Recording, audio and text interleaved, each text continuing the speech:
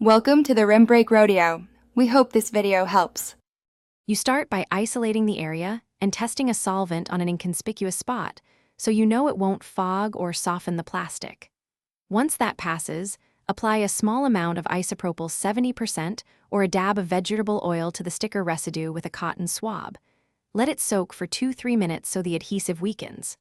Then, using a plastic scraper at a low angle, gently lift the softened edge. Make sure to wipe away loosened bits with a microfiber cloth as you go.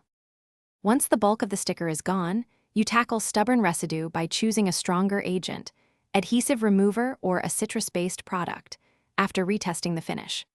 Apply in small amounts with a cotton swab and rub in gentle circles to break the glue bonds. The chemistry dissolves tacky polymers so they lift cleanly. If the residue resists, warm the area with a hairdryer on low from 6 to 8 inches away to soften the adhesive. Then resume gentle scraping and wiping until the surface feels smooth. You finish by washing the area with warm soapy water, rinsing, and drying with a microfiber cloth to remove any solvent or oily film.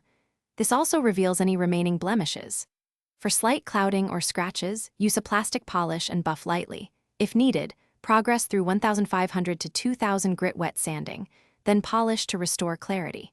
If the plastic softens or warps during any step, stop immediately, rinse with cool water, let it air dry, and choose a milder method to avoid. Thanks for watching. Consider subscribing if we helped you.